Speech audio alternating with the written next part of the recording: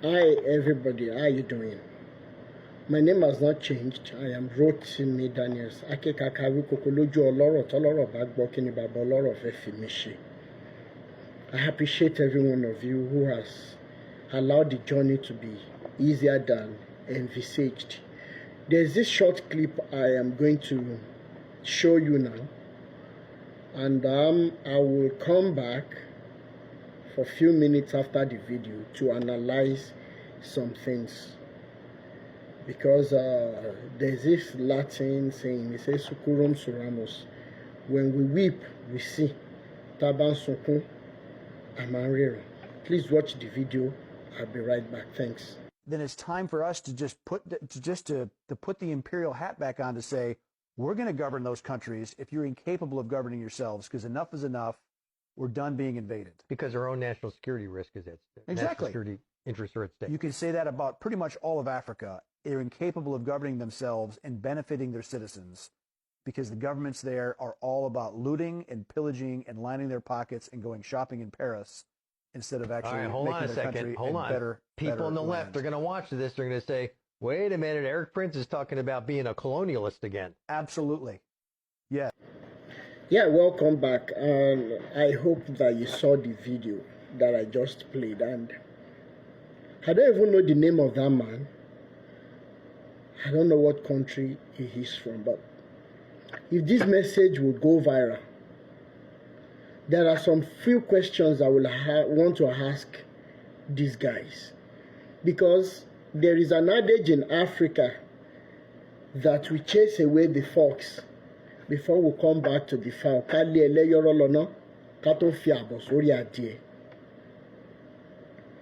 Now, these guys have shown us the videos of different species of animal. In Africa, we have this adage that an idiomatic expression when they say it rained cats and dogs, meaning that the average understanding that we've had for so long is that the cat will never want to have anything to do with the dogs on either direction too.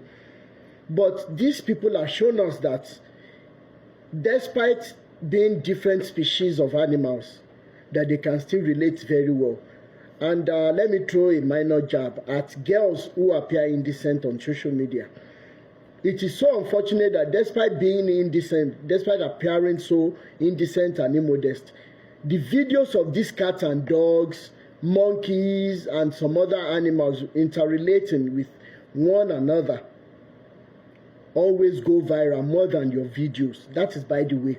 Now, if these men, even if they don't see us as human beings because of our skin color, yet they have shown us that animals like dogs will relate very well with sheep, with horses, with different animals, with even birds, with parrots.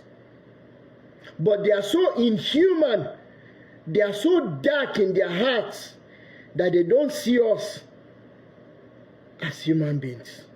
Courtesy our African leaders, as you have heard in the video. That is number one. Number two, how about not allowing these African leaders to be able to steal this money, or after stealing it, how about not allowing them to bring the stolen money into your countries? Because you think you can sit down there and rubbish African continent because we have African leaders that are puppets to your own leaders. How dare you?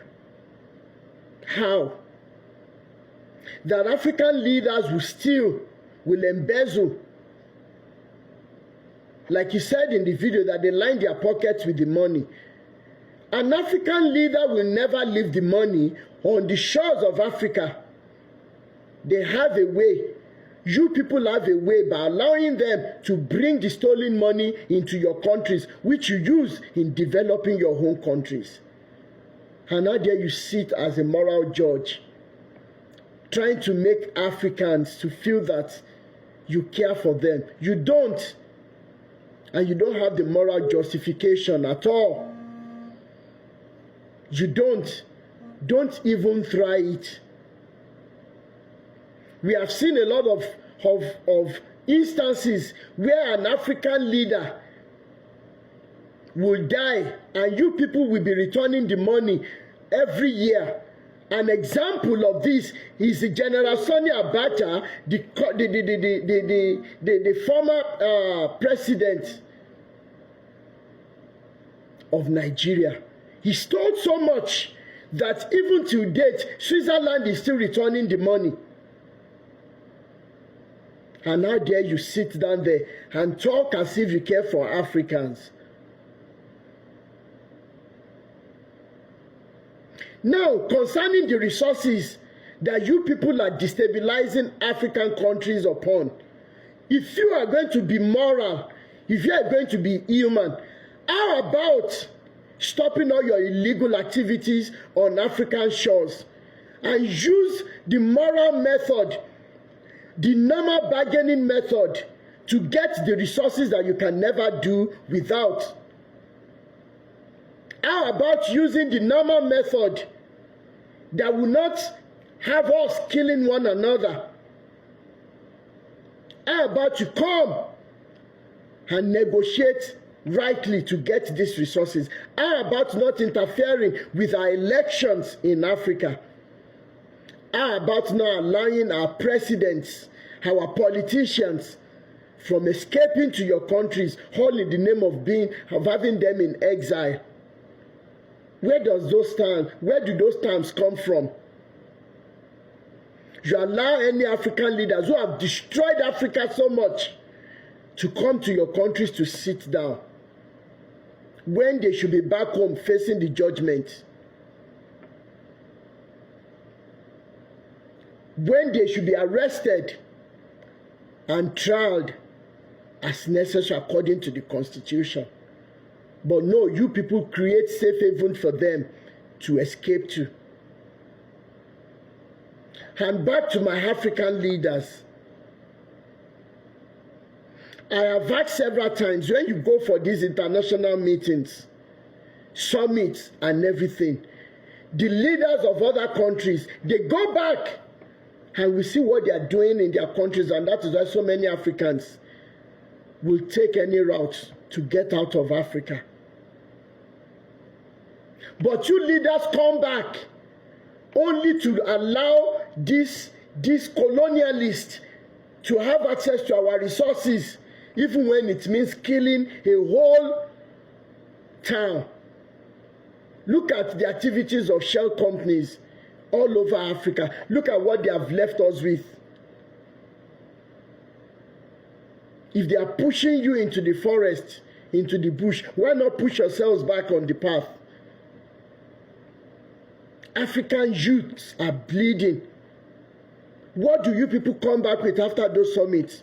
To borrow more money and embezzle the money so that we can continue to live at the mercy of these bastards.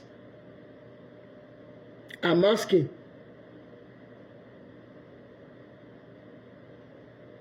Today might be yours.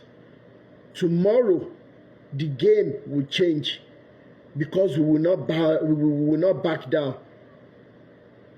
The fight will definitely come. The revolution will definitely come. Bye.